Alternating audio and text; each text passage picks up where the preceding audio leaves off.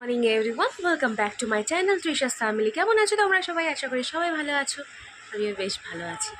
সকালবেলা উঠে না মুডটা একদম ফুরফুরা। জানি না সারাদিনে গরমে কী রকম অবস্থা থাকবে। এখন তো ফুরফুরা, কেন কি গরম আছে, গরমের সাথে যে একটু সুন্দর হাওয়া দিচ্ছে, যেটা ঠান্ডা ঠান্ডা হাওয়া, ওই জন্য ভালো লাগছে। এই ভিডিও করার সময় টু টু টু টু বাজে না, বহুত বিরক্তি লাগে। তো দাঁড়াও একটু সাইলেন্ট করে নিই। আর টু টু টু টু হবে না। এই যে সাইলেন্ট করে রাখলে অসুবিধা কী হয় বলো তো? পরে যে ওইটাকে জেনারেল করবো ভুলে যায়, তারপর ফোন টোন আসলে টেরও পাই না, কারণ আমি বুঝি না। তো আমি ঘুম থেকে উঠলাম এই 9টার দিকে, 9:30 বাজে। এখন চাটা বসিয়ে এসেছি। চা হয়ে গেলে চাটা খাবো, অলমোস্ট হয়ে যাওয়ার মধ্যেই। আর একটু, আর মেয়ে ওদিকে উঠে গেছে, উঠে দুধ খেলো, দুধ খেতে বাইরে খেলছে। তো এখন আমি চা খাবো, চায়ের সাথে কিছু তো টা খাবো, তো ও সেটাই খাবে। তারপরে খাওয়া দাওয়ার পরে কিছুক্ষণ পরে ওকে খাইয়ে দিব। আর তো আর খেতে তো চায় না, খাওয়ার সময় তো নানা রকমের যুদ্ধ করে। তো চলো আজকে আবার সেই ডেইলি রুটিন, আমার নতুন একটা ভিডিও নিয়ে তোমাদের সামনে চলে এসেছি। জানি না, ওইদিকে মিকো শুয়ে আছে, মিকো বসে আছে। দরজার কালার ওর কালার একই হয়ে গেছে, তো বোঝা যাচ্ছে না। তো ওইটাই বললাম, তোমাদের এখানে গরম কেমন তোমরা কিন্তু প্লিজ জানিও। আমাদের এখানে গরম মারাত্মক, সত্যি। মানে যদি কাশ্মীর চলে যেতাম না তো খুব ভালো হতো। মানে এত গরম, যদি কাশ্মীরের বাসিন্দা হতো, মানে এত গরম পড়লে না এরকম মনে হয় যেখানে প্রচণ্ড ঠান্ডা। আমি জানি না কাশ্মীরে গরমকালে কি খুব গরম থাকে নাকি। যদি যেতে পারতাম, যদি ওখানে থাকতে পারতাম, মনে হয় ভালো হতো, মানে গরমের জন্য। কিন্তু ভারতে আছি, অনেক সেফ আছি, ভালো আছি। দরকার নেই, নিজের জায়গায়। মানে গরমটা মোটমাট সহ্য হচ্ছে না, ওই জন্যই এগুলা উল্টাপাল্টা চিন্তা, ভুলভাল বলি। তো চলো চাটা বসে এসেছি, চাটা ফাটাফাটি খেয়ে নিই, তারপরে তোমাদের সাথে আবার দেখা হচ্ছে। বিছানা টিছানা এখন উঠানো হয়নি, পরে অবশ্যই উঠাবো। যখনই আমি বিছানা উঠাতে আসবো তখনই যে চলে আসবে পেছন ধরবে, মা আমি যাবো। কি বলবো আর বলো। একটু আদর করে নিলাম, আর বলছে হ্যালো এদি ওয়ান। এভরিওয়ান তো বলতে পারে না, বলছে হ্যালো এদি ওয়ান, তোমরা সাবস্ক্রাইব করে নাও। মানে ওর ভাষা শুনলে আমি হাসবো না, কী করবো। আর দেখো অ্যাক্টিভিটিসগুলো দেখো ওর, মানে শান্তর কিচ্ছু নাই, ও শান্ত থাকতেই পারে না। আমি ওকে মাঝে মাঝে জিজ্ঞেস করি, কিরে তোর শান্তি নাই? বলে না, আমার শান্তি নাই তো, তুমি তো আমাকে কিনে দাওনি। মানে ও বোঝেও না, বাচ্চাদের এইসব জিনিসই খুব বেশ ভালো লাগে। আর দেখো বদমাশিগুলো। আর যেটা আমি বলছিলাম তোমাদেরকে, টুংটাং তো শেষ হবে না আর। তো চলো আবার একটু পরে বিছানা উঠাবো, বিছানা উঠিয়ে তারপরে তোমাদের সাথে দেখা হচ্ছে, নাহলে আর শেষ হবে না বিছানা উঠানো আমার। এই দেখো ফাইনালি আমি বিছানা উঠাতে সক্ষম হয়েছি, বিছানাটা উঠানো হয়ে গেছে ফটোফটো আমার। এবার বাইরে থেকে আমি আওয়াজ পাচ্ছিলাম, কী হচ্ছে, মা মনে হয় মাছ নিচে মাছ দেখছে। তো ওই জন্য আমি দেখছিলাম যে না, মা এখনও আসেনি মাছালা। আর বাইরে যা গরম, মেয়েকে খাওয়ানো হয়ে গেছে, মেয়েকে খাওয়ানো কোনোভাবে কমপ্লিট করে বিছানা উঠাতে চলে গেলাম। এখন যাব বাইরে গিয়ে আগে ওদিকটা কাজ সেরে আসবো, তারপরে এসে রান্না বান্না শুরু করব। চলো আসছি। কি করছো তোমরা সবাই? আমি আবার চলে এলাম গরমে, মানে বাইরে গেছিলাম একটু। উফ বাপরে বাপ, কয়েকটা কাপড় আছে ধুবো, কিন্তু বিশ্বাস করো সাহস পেলাম না। যখনই আমি ব্লগ করতে আসি তখনই টুং টুং টুং নোটিফিকেশান ঢুকবে, নানা ধরনের জিনিস, বিরক্তি লাগে। আর হচ্ছে মানে গরমে, ওটাই বলছিলাম, গরমে মানে পাগল লাগছে, মানে কিচ্ছু ভালো লাগছে না। তাড়াতাড়ি স্নান করলেও কোনো লাভ নেই, যে তাড়াতাড়ি স্নান টান করে নেবো, কোনো উপায় নেই। আর মা মাছ খুঁজছে, একটু বলছিলাম যে বাটা মাছ পেলে বাটা মাছ নেব, বাটা মাছ নেই। আর আমাদের ঘরটা যা গরম না, আর আমাদের কোনো এসি ফেসিও নেই, কিছুই নেই, নর্মাল সিম্পল। কষ্ট, গরমে খুব কষ্ট। রাত্রিবেলা তো আমার মেয়েটাও তো ছটপট করতে থাকে। ওর বাচ্চা মানুষ, ওর কী দোষ বলো? ঘুমাতে পারে না, ঘাম, ও সবচেয়ে বেশি ঘামে। আমি ঘামি আর আমার মেয়ে ঘামে। আমার মা আর অতটা ইয়ে না, মার একটুতে ঠান্ডা লাগে, কিন্তু এখন কিন্তু আমরা দুজন প্রচণ্ড ঘামি। মানে গরমটা এত বেশি না, না ঘেমে ইয়েও নাই, এত গরম। তো তোমরা সবাই গরমে কিন্তু সেফ থেকো। আমি বারবার প্রত্যেকটা ব্লগে এই কথাটাই বলছি, গরমে নিজেকে যত্ন রেখো, নিজের শরীরটাকে হাইড্রেট রেখো, যাতে কোনো রকমের অসুবিধা না হয়। আর এদিকে বাসন টাসনগুলো মেজে আসলাম, মেজে এসে ভাতটা বসিয়ে দিলাম আগে। ভাতটা হয়ে গেলে এখন যাবো বাইরে কাপড় কাচতে, কিন্তু এত গরম, মানে তুলনার বাইরে এত গরম, পারছি না গরমে। ওই জন্য একটু ঘরে এসে ফ্যান চালিয়ে একটু হাওয়া খাচ্ছি। তোমরা হয়তো নয়েজ শুনতে পাচ্ছ, কিন্তু কিছু করার নেই। তো চলো পরে আসছি, টাটা। ওই যে তোমাদেরকে বললাম মা মাছ নিচ্ছে, এখানে দেখো মাছ নিয়েছে, কি খোকা ইলিশ ছিল, ট্যাংরা মাছ ছিল, আর কি আর নাকি বোয়াল কি জন্য ছিল। তো এখান থেকে খোকা ইলিশটা মানিয়েছে, তো আরেকটা মাছালা থেকে বাটা মাছও নিয়েছে পরে, সেটা আমি শ্যুট করতে পারিনি কারণ তখন আমি মাছ কাটতে বসে গেছিলাম। দেখো এখানে আমি বকর বকর করা শুরু করে দিয়েছি। কী বকর বকর করছিলাম কারণ এখানে এটা আমাকে মিউট করতে হলো, বিকজ প্রচণ্ড নয়েজ আসছিল, আমার আওয়াজগুলো ক্লিয়ার আসছিল না, ওই জন্য আমাকে এটা মিউট করে আমাকে ভয়েস ওভার দিতে হচ্ছে। তো আমাকে তোমরা রেখেছিলে যে সেই মাছ দেখাচ্ছিলাম তখন, তারপরে একেবারে আমি স্নান টান করে চলে এসেছি। ভেবো না কি অনেক বেলা হয়ে গেছে, এখন এই 12টার মতো বাজে, 12:15 মতো বাজে। আমি স্নান টান করে নিয়েছি কারণ কি ওই যে মা মাছটা নিয়েছিল খোকাইলি, সেই মাছগুলো কাটলাম, সব গায়ের মধ্যে আশপাশ ছিটে গেছিলো, গা গন্ধ করছিল। তারপরে ওটা নেওয়ার পরে তারপর একটু বাটা মাছও নিয়েছিল, যেহেতু বাচ্চাগুলো ইলিশ মাছ খেতে পারে না, ওই জন্য বাটা মাছটা নিয়েছিল, ওইগুলোও কাটলাম সব। 1 কেজি বাটা মাছ মুখের তো কথা না এতগুলো মাছ কাটা। তো ওগুলো করে একদম আর মানে ঘিন মনে হচ্ছিলো মাছের উপরেও আমি বসে আছি নাকি, ওই জন্য তারপরে হচ্ছে আমি এই জন্য কী করলাম, ফটাফট স্নান করে নিলাম। স্নান টান করে এখানে আমার ডেলিকার রুটিন, আমার তো ক্রিম না মাখলে হবে না, তো ক্রিম মেখে নিলাম। আর তোমাদেরকে বলছিলাম যে এটাই বলছিলাম যে যা গরমে অবস্থা খারাপ, আর মনে হয় না বেশি দিন টিকতে পারবো, প্রচণ্ড গরম। আর রান্নাবান্না মানে যারা রান্নাবান্না করছে তারাই জানে কীভাবে যে করে, মারা যে কীভাবে করে, তাদের সব মাদের স্যালিউট, এই জন্যই স্যালিউট। রান্না করতে গিয়ে আমার অবস্থা খারাপ হয়ে যায়, এত গরম, তখন মানে ঘরে একটা এসি নেই, এত প্রবলেম হয়ে গেছে না, এসি থাকলে না খুব ভালো হতো। আর মাছ কাটতে গিয়ে হাতের কোনা টোনা সব কেটে গেছে কি কাটাগুলো ঢুকে গেছে, তো এত ব্যথা, জানি না ওটা আবার পেকে টেকে যায় কি না, বুঝি না কী হয়। তো লিপ বামটা লাগিয়ে নিলাম, এবার মাথাটা আমি আঁচড়াবো, মাথাটা আঁচড়ে তারপরে যাবো একবারে রান্না বসাতে। সকালেও খাওয়া দাওয়া হয়নি, মা বললো, আমি মাছ কাটছিলাম, মাকে বললাম তুমি আগে আমার জামা কাপড় দিয়ে আসো এতে বাথরুমে, আমি স্নান টান করে তারপরে রান্নাবান্না বসাবো। তো মা বললো সকালে আলু ভাজাটা তাহলে আমি বসিয়ে দিই, তো তুই এসে একবারে দুপুরে রান্নাটা বসাও। যে ঠিক আছে। তো আমি স্নান করতে চলে গেলাম, মা এদিকে আলু ভাজা বসিয়ে দিয়েছে, পেঁয়াজ দিয়ে আলু ভাজা, বেশ অনেক দিন পরে পেঁয়াজ দিয়ে আলু ভাজা খেলাম, অনেক দিন খাইনি। এমনি রসুন দিয়ে আলু ভাজা তো প্রায়ই হয়, এমনি নর্মাল আলু ভাজাও হয়, কিন্তু পেঁয়াজ দিয়ে আলু ভাজাটা অনেক দিন পরে খেলাম, বেশ ভালো লাগলো খেতে। তো আবার মেয়েকেও খাইয়ে দেবো, মা তো মনে হয় মা বলছিল মুড়ি খাবে, কিন্তু আমার মুড়ি খাওয়া হয় না, ডেলি বলে মুড়ি খাবো রুটি খাবো, কিন্তু যখন খাওয়ার সময় মা ভুলে যায় খাওয়ার জন্য, আর ভাতই খাওয়া হয়ে যাচ্ছে। দেখো না আমি টিচারের মতো চিরুনি নিয়ে তোমাদেরকে লেকচার দিচ্ছি, হ্যাঁ, যে কত বড় একটা চশমা পরে নিলে পাক্কা টিচার লাগবে আমাকে। আর কি বলবো বলো, এরকমই তো, মানে কী যে বলছি আমি নিজেও জানি না, কারণ একটা আওয়াজও ক্লিয়ার আসছিল না, ওই জন্য ওকে এখানে মিউট করে দিতে হলো। প্লিজ তোমরা কিছু মনে করো না, যদি একটু আমার ভুল চোখগুলোকে একটু অ্যাডজাস্ট করে নিও। আর এদিকে আমি কিছু তো একটা ইশারা করতেছিলাম, কিন্তু আমি কিছুতেই এখন মনে করতে পারছি না, কিছু একটা ইশারা করছিলাম, যাই হোক। আর এদিকে একদম পাতলা করে প্রথমে ভাবছিলাম সর্ষে বাটা দিয়ে মাছের ঝোলটা করবো, কিন্তু সর্ষে বাটা দিয়ে করলাম, সর্ষে বাটা দিয়ে করলে হয়তো আর খাওয়া যেত, পাতলা করে করছি বলে মানে ঝোলটা টেস্ট হয়েছে, কিন্তু মাছটা আমি খেতেই পারলাম না, মানে মাছের জন্য ঝোলটাও খেতে পারলাম না, এত একটা মনে হচ্ছে কাঁচা মাছ খাচ্ছি, এত বাজে একটা বিদঘট গন্ধ, বাপরে বাপ, আমি আর পারলাম না, সরি, মানে এত কষ্ট হচ্ছিল আমার বলে না, মানে বলে বোঝানোর মতো না। তো ওই জন্য এখন রাত্রিবেলা এখন এডিট করতে বসছি, প্রচণ্ড খিদে পেয়ে গেছে, এডিট শেষ হলে আগে স্নানে যাব।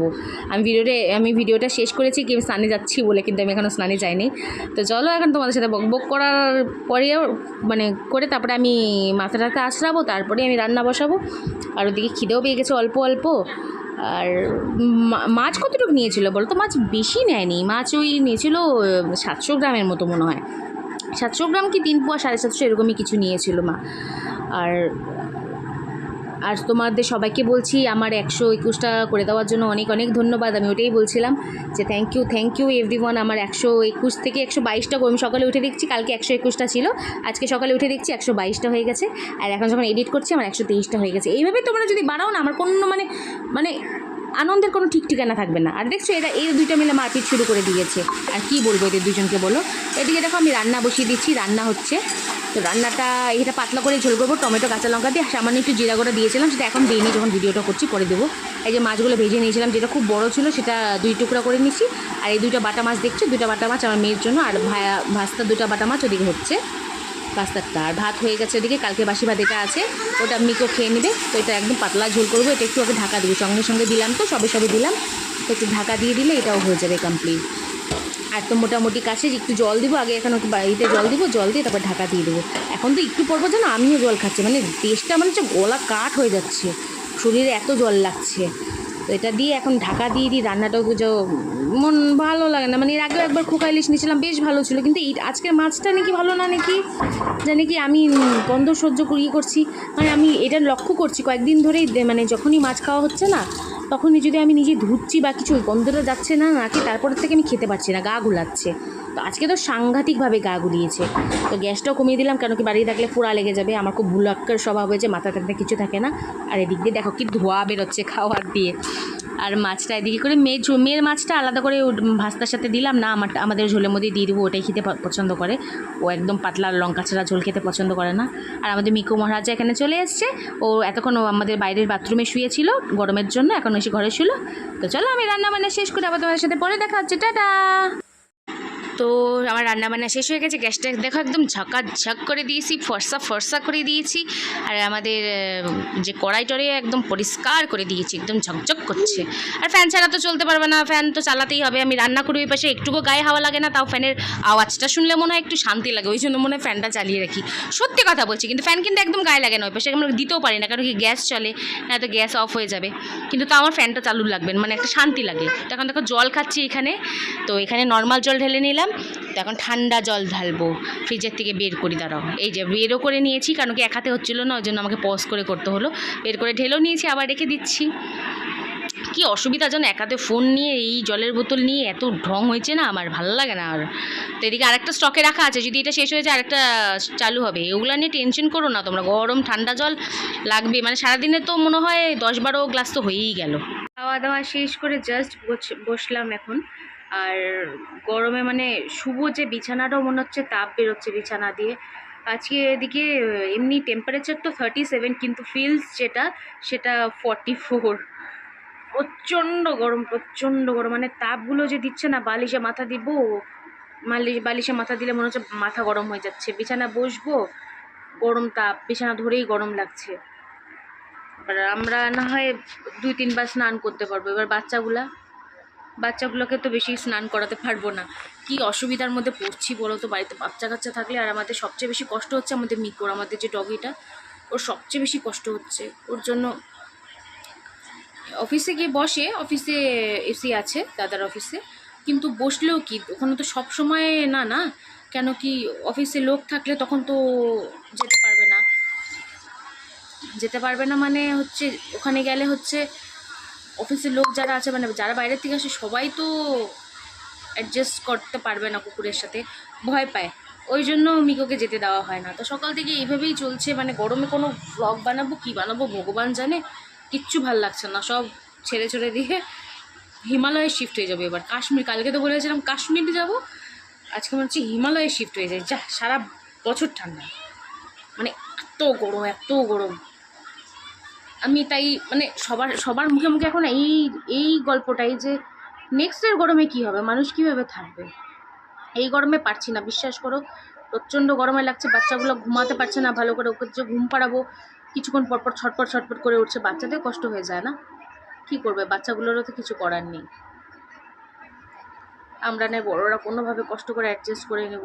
আমরা যখন ছোটো ছিলাম না, শিলিগুড়ির ওয়েদার এরকম ছিলই না। এত গরম এই সময়, মানে সত্যি, মানে তাও এখনও অনেক আছে কিন্তু অন্য জায়গা থেকে। কিন্তু অ্যাকচুয়াল যে শিলিগুড়ির ওয়েদার, যখন শীত পড়তো না, মনে আছে তখন 3-4-এ পড়ি,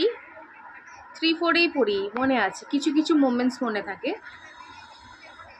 4টা কি 5টা সোয়েটার পরে পড়তে যেতাম, টিউশন পড়তে যেতাম। এরকম ঠান্ডা পড়তো, বিশাল ঠান্ডা পড়তো শিলিগুড়িতে, কেন পাহাড়ের পাশেই। এখন তুমি এই গরমে মানুষ ভাবছে দার্জিলিং যাব, গ্যাংটক যাও, আরও কিছুদিন হয়তো দার্জিলিং গ্যাংটকে ঠান্ডা পাবা, কিন্তু তারপরে যখন আরেকটু গরম পড়বে না, ওখানেও সেম ওয়েদার, ওখানেও এরকমই ওয়েদার। এখন তোমাকে সবসময় তো তুমি ইয়ামথাং ভ্যালে এইসব লাচেনে গিয়ে বসে থাকতে পারবে না গরমের জন্য, সবসময় পসিবল না। আর বর্ষার সময় তো ওগুলো বন্ধই থাকে। আর দার্জিলিংয়ে এখন তো সুন্দর ওয়েদার, দার্জিলিংয়ে 17-18 ওখানে গেলে হালকা সোয়েটার, পাতলা সোয়েটার লাগে, এরকম ওয়েদার। তো আমাদের বাড়ির পাশে, আমাদের শিলিগুড়ি থেকে 3 ঘন্টার মতো লাগে দার্জিলিং। রাস্তার উপরে ডিপেন্ড করে, যত তাড়াতাড়ি রাস্তা ক্লিয়ার থাকবে, মানে তাড়াতাড়ি পৌঁছে যাবে। রাস্তা যদি জ্যাম থাকে তাহলে একটু টাইম লাগে, এই আর কি। তো চলো এখন দেখি একটু ঘুম পাড়ায়, দেখি যদি ঘুমায়। ঘুমালে তো ভালোই। ও বারবার করে বাইরে যাওয়া ধান্দা করছে। ঘুম পাড়াই আগে, ঘুম পাড়িয়ে তারপর পরে সন্ধ্যাবেলা তোমাদের সাথে আবার দেখা হবে। বাইরে তো একবার হয়তো উঠবোই আমি, উঠে যখন যাবো বাইরে, বাইরে তোমাদের সাথে কথা হচ্ছে। তো এই দেখো আমি বাইরে বেরিয়ে পড়েছি, গরমে আর পারছি না ঘুমাতে, মানে শুয়ে থাকতে। আর মেয়েও ছটপট ছটপট করছিল, মোবাইল দেখতে পাচ্ছিলাম না, তো বাইরে চলে এলাম। তো এদিকে দেখো গাছগুলোতে দেখছিলাম, গাছগুলোতে কি দেখছি বলো তো, ওই যে এক ধরনের সাদা সাদা মাকড়সার জালের মধ্যে কেমন একটা ওই হয় না, তুলার মতো পোকার টাইপের হয় দেখবা, তো ওরকম হয়েছিল। যে গাছগুলো এখন ধরছি, যে গাছগুলো পুরো ঘন ছিল তো ছেটে দিয়েছে, ওরকম পোকা পোকা হয়েছিল। আবার দেখি ওই গাছে হচ্ছে, তো ওইগুলো চেক করছিলাম যে হচ্ছে কিনা। আর এখন তো কোনো ফুল নাই, সকালবেলা অনেক কড়ি ফুটেছে, সব ফুটবে। আর গরমে পারছিলাম না, একটু ঘামটা মুছে নিলাম। আর নিচে যেটা দেখলাম না, একটা গাঁদা ফুলের গাছটা একদম ডালটার মাটিতে নুয়ে গেছে, তো ওটাই দেখলাম।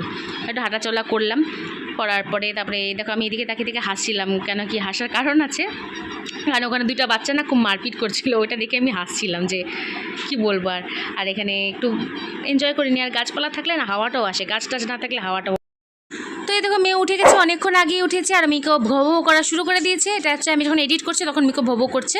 তো এখন কি যেন বলছিল আমার বাম্মা, গান করছিল। তো আমি উঠে ভাবলাম যে একটু চুলটা বেঁধে দিই, নাহলে গরম বাঁধতে চায় না, চুল কিছুতেই বাঁধবে না। জোর করে বসে বসে অনেক বুঝিয়ে টুচিয়ে যেন চুল বাঁধছি, চুল বাঁধবে না, যাই হয়ে যাক চুল বাঁধবে না। কিছুক্ষণ রেখেছিল, তারপরে আর চুল বাঁধা রাখে না। তো আমি এখানে বেঁধে দিলাম, একটু গল্প করছিলাম ওর সাথে কত রকমের। ও বলছে মা তুমি আমাকে পড়তে বসাবা, মা তুমি আমাকে পড়তে বসিও না মা। এখন মুখ চোখগুলো দেখেছো, ওর অ্যাক্টিভিটিসগুলো এত বদমাস না, দিনে দিনে এত বদমাশ হয়ে যাচ্ছে, মানে কোনো কিছু বলার নেই, কোনো কথা শুনবে না। চিরুনি তো বেঁধে দিলাম ভালো করে। আমাকে বলছে মা আমাকে পরীর মতো লাগে না, মা আমাকে হিরোইনের মতো লাগে না, নিজে নিজেই বলতে থাকে। এখন ও রেডি হয়েছে, এখন ওকে আদর করতে হবে। তখন একটু আদর করে নিলাম। আমার দ্বিতীয় বাচ্চাটাকে, আমার মিথ্যে বাচ্চাটাকে কতগুলো উম্মা দিয়ে দিই। ও তো আমার জান না, আমার সোনা, আমার জীবন। ওকে ছাড়া আমি কিচ্ছু বুঝি না। তো সারাদিন তো বকা খায়, এখন একটু নয় আদরই করে দিই। এখন পড়তেও বসাবো ওকে, জানো। এই দেখো পড়তে বসাতে বসে বসে আমার কান্না পেয়ে যায়। ওকে পড়তে বসাতে কিছুতেই পড়বে না। জোর জোরসে ওকে বলছি এখান থেকে লেখ, ভুলভাল দিকে অন্যদিকে চলে যাচ্ছে, ওকে বলছি এখান থেকে লেখ। তো আমি দেখে দিচ্ছি, ও নিজে নিজে লিখছে, আমি শুধু দেখে দিচ্ছি কোন জায়গাটা থেকে। তো একটা করে লেখা হচ্ছে আর হাততালি দিচ্ছি, নাহলে লিখবে না, বহুত বদমাস। এই দেখো একটু ঢং করে নিচ্ছে। লিখতে লিখতে বলে মা আমার হাত ব্যথা হয়ে গেছে, মা আমার হাত দিয়ে রক্ত বেরোচ্ছে, মা আমি একটু ব্যায়াম করে নিই, মা আমি একটু শুয়ে নিই। এইগুলো বাহানা ওর চলতেই থাকে। তারপরে লিখছে এখানে সব ABCD লিখছে, তারপর সরে লিখছে, 1 2 লিখছে, সব কিছুই লিখিয়েছি অল্প অল্প করে, পড়িয়েছিও। আর ওর সবচেয়ে বড় কি হেয়ার আর ইয়ার, এই দুইটার মধ্যে এত গন্ডগোল করে, মানে কোনটা কি ও গন্ডগোল হয়ে যায়। আর এদিকে দেখো ওইটুকু বাচ্চার কত বই, কত পড়াশোনার চাপ না, মানে ভেবেও লাগে কি। তো ওর ইন্টারেস্ট হচ্ছে সবচেয়ে বেশি একটা, সব বুকস আছে আলাদা করে পাখি টাকির, ওগুলার প্রতি। এভরিওয়ান আবার চলে এলাম তোমাদের সামনে। তো এখন আমি ভিডিওটা শেষ করব বলে ক্যামেরাটা ধরলাম, কারণ অনেকক্ষণই হয়ে গেছে ব্লগটা কন্টিনিউ করার। তো তোমরা প্লিজ পাশে থেকো, আমার সাথ দিও, আমার ভিডিওটা দেখো পুরোটা। আর আমাকে যারা একটু দেখবে তারা প্লিজ একটু সাবস্ক্রাইব করে যেও। আর প্রচণ্ড খিদে পাচ্ছে, এখন খিদে পাওয়ারও কারণ আছে। কেন কি হচ্ছে, আজকে দুপুরবেলায় না ভাত তো নিয়ে বসেছিলাম, কিন্তু খেতে পারিনি, গা পাকিয়ে উঠেছে। তারও কারণ আছে, মানে মাছ ধুলে বা এরকম কেটেছি, গন্ধগুলা নাকে গেছে, গোটা শরীরে আশপাশ হয়েছিল না ওইভাবেই। তারপরে ওই গন্ধটাই ছিল নাকি মানে যেই খেতে বসেছি একদম গা পাকিয়ে উঠেছে। তারপর কয়েক গোড়াশ খাওয়ার পরে আমি ফেলে দিয়েছি, আমি আর খেতে পারি না, মানে মানে হয়ে গেছে একটা না, যে আমি ক্যামেরা খুলবো এতক্ষণ কিন্তু টুংটাং কিচ্ছু হচ্ছিল না, যে আমি ক্যামেরা খুলবো তখনই টুংটাং হতে থাকে, বিরক্তি লেগে যায়। আর এরকম আনওয়ান্টেড মেসেজগুলোও না একদম বিরক্তিকর, মানে কারো ফ্রেন্ড রিকোয়েস্ট অ্যাকসেপ্ট করা মানে যে তার সাথে আমি কথা বলতে চাই, এটা যে কেন বোঝে না, কতজনকে যে আমি বলি ব্লকও করে দিই, মুখের উপর আমার দরকার নাই। মানে কথাই আছে না, দুষ্টু গরুর থেকে শূন্য বল বহুত ভালো, ব্যাপারটা হচ্ছে এরকমই। ঠিকই বললাম মনে হয়, এরকমই বলে না নাকি কিছু, হ্যাঁ এরকমই বলে মনে হয়, ঠিকই বলেছি। তো এখন হচ্ছে ওই জন্য খিদে পাচ্ছে, মাছটা দিয়ে খেতে পারিনি, ভাত ফেলে দিয়েছি সম্পূর্ণ, মাছও খেতে পারিনি, মানে গন্ধ একদম মনে হচ্ছে কি পুরো কাঁচা মাছ খাচ্ছি এরকম মনে হচ্ছিলো আমার, কেন জানি না এটা কেন হচ্ছিলো। তো এখন তাহলে যাবো হচ্ছে, আমি এখন যাবো স্নান করতে, আমি আর পারছি না, অনেকক্ষণ ধরে চেষ্টা করলাম, আমি আর পারছি না, এখন আমি স্নান করবো, তারপরে আর এখন আজকে তো আসবো না, কালকে থেকে আবার নতুন ব্লগ শুরু করবো। তো যদি আমার ভিডিওটা ভালো লাগে থাকে প্লিজ লাইক কমেন্ট শেয়ার করতে একদম ভুলবে না। আর হ্যাঁ, চ্যানেলটিকে সাবস্ক্রাইব করে যেও প্লিজ রিকোয়েস্ট করছি, তোমরা অনেক ভালোবাসা দিচ্ছি। 123টা আমার হয়ে গেছে, সকালে আমার 122টা বলেছিলাম, 123টা হয়ে গেছে। থ্যাংক ইউ সো মাচ আমার ভিডিও দেখার জন্য, আমার ভিডিওকে ভালোবাসার জন্য। তোমরা এইভাবে আমাকে সাপোর্ট করতে যাও, কিপ সাপোর্টিং মি। তো আমার তাতে খুব মানে আমি খুব ওটার জন্য আপ্লুত, আর আমি খুব খুব খুশি যে একটা আমার সাবস্ক্রাইবার বাড়ছে, আমার মুখে যে হাসি আসছে। আরও আমি আগাতে চাই তোমাদের সাথে, এই প্ল্যাটফর্মটা আমি আরও ভালোভাবে শেয়ার করতে চাই। সম্পূর্ণ আমার লাইফটা, তোমরা তোমার ফ্যামিলি মেম্বার, তো এই ফ্যামিলির মধ্যে আরও মানুষ বাড়াতে চাই। তো তোমরা সাথ দিও, ব্যাস তোমরা সাথ দিলে আর কিছু দরকার নেই। তো চলো আজকের মতো ভিডিওটা তাহলে এখানে শেষ করছি। Tata, bye bye, see you, good night.